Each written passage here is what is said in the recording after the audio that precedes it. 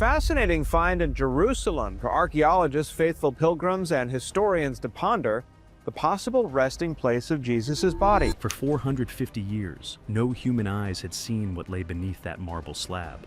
Then, in October 2016, a team of scientists finally pried it loose and stopped cold.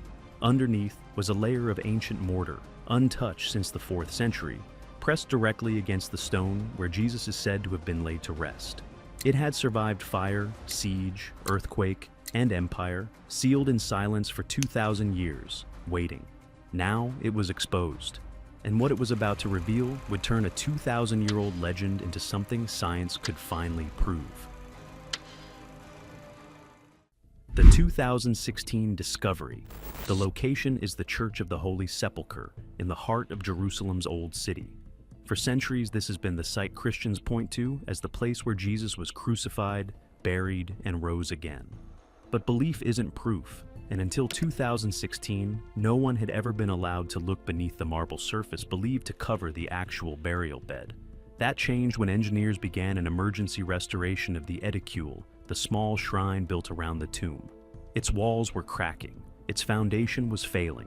To save it, restoration teams led by Chief Scientific Supervisor Antonia Moropoulou made a decision no one had made since 1555. They removed the marble cladding covering the tomb's inner chamber. Underneath, they found a layer of ancient mortar, pressed directly against the limestone shelf where tradition says Jesus' body was laid to rest. It hadn't been exposed to light in centuries, and it was about to talk. How the site was found. To understand why that mortar mattered so much, you have to go back to the beginning, to how this site was identified as sacred in the first place. The New Testament places Jesus' crucifixion at Golgotha, the place of the skull, a site believed to have once been an abandoned stone quarry just outside Jerusalem's walls. Roman law required burials outside city limits, so the tracks. But about a decade after Jesus' death, the city expanded, and a new wall swallowed that quarry whole, pulling it inside Jerusalem. That's why the Church of the Holy Sepulchre now sits in the middle of the Old City instead of somewhere on its outskirts. The man who turned this forgotten quarry into a global pilgrimage site was the Roman Emperor Constantine. Around 325 AD, Constantine, the first Roman emperor to embrace Christianity, set out to find where Jesus had been buried. The site by then was buried under a Roman temple dedicated to Venus. Some historians believe that temple wasn't placed there by accident, but built deliberately to erase the location's meaning for early Christians. Constantine ordered it torn down. As workers dismantled the temple stone by stone, they hit something beneath the rubble, a tomb cut straight into rough limestone, in a style that matched wealthy Jewish burial chambers from the 1st century. A rock-cut room with a long shelf, or burial bed, inside. Constantine had the upper section of the cave removed to expose the chamber, then built the edicule around it to protect it for the ages. This is the moment worth pausing on, because if you're finding this as fascinating as we are, that's exactly what we're here for. Hit subscribe now, because this story is about to go from legend into hard science, and you won't want to miss where it leads. Centuries of destruction and rebirth. Here's the thing about sacred sites. They rarely get left alone. Over the next 1,600 years, this tomb was burned, buried, rebuilt, and fought over again and again. In 614, a Persian army razed the church and seized a relic believed to be the true cross, discovered decades earlier by Constantine's mother, Helena. It took until 631 for the Byzantine Emperor Heraclius to negotiate its return. After the Arab conquest in 638, Christians worshipped there in relative peace, until 966, when riots left the church's dome in flames, and 1009, when the fanatical Caliph al-Hakim ordered the entire structure demolished. Each time, someone rebuilt it. Byzantine Emperor Constantine IX funded a full reconstruction decades later. When Crusaders captured Jerusalem in 1099, survivors reportedly knelt in prayer inside a church that, at the time, didn't even have a roof. Over the following 50 years, they rebuilt it into the cathedral, whose bones still stand today, rededicating it in 1149. It changed hands again in 1187, sealing off one entrance permanently. A seal still visible right now in the present day. The pattern is the point. Destroyed, rebuilt, but never abandoned, never forgotten, and never relocated. Every generation that took power in Jerusalem still treated this exact spot as sacred ground worth protecting. That's the detail that sets up everything the mortar was about to prove. What the mortar proved. Back to 2016. Once the mortar samples were extracted, scientists sent them to 2 independent laboratories for testing. First with radiocarbon dating, then with a technique called optically stimulated luminescence, or OSL. OSL measures the last moment quartz sediment inside the mortar was exposed to sunlight, essentially time-stamping the exact moment that mortar was sealed away from the world. The results.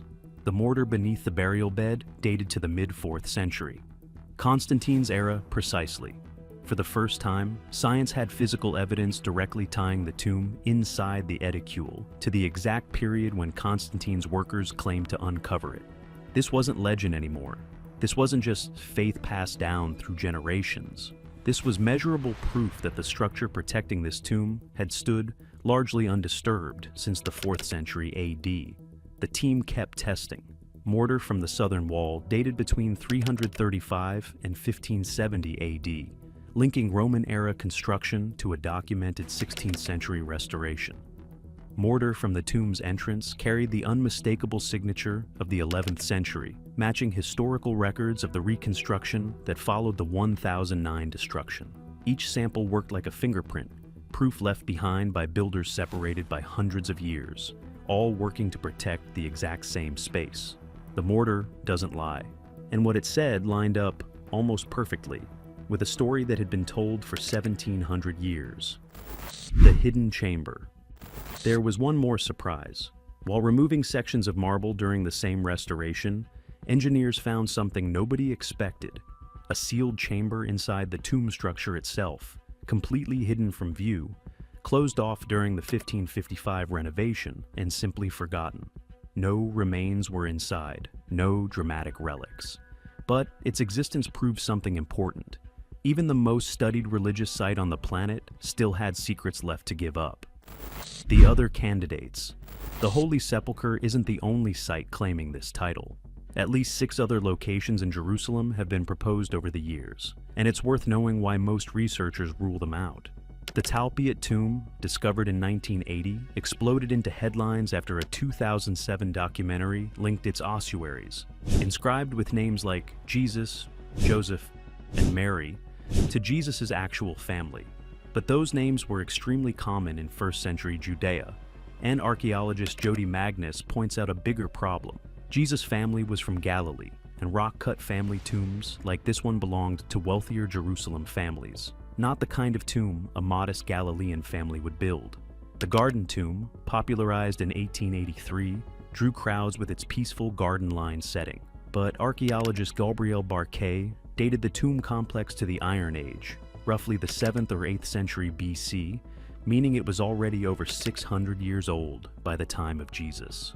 The Gospel of John describes Jesus being laid in a brand new, never-used tomb. That detail alone rules the Garden Tomb out. A handful of other sites, the Tomb of the Shroud, the Dominus Flevit Church, the traditional tomb of the Virgin Mary, carry their own local traditions, but none carry anything close to the physical evidence now sitting behind the marble in the Old City. What it all means. So, where does that leave us? After 16 centuries of fire, siege, earthquake, and reconstruction, science finally looked directly at what was sealed beneath the stone, and it confirmed the timeline believers had passed down since Constantine's day. Whether this is truly where Jesus' body was laid to rest is still, in the end, a question of faith. But it's no longer a question of whether something was carefully protected there for 2,000 years. The mortar already answered that.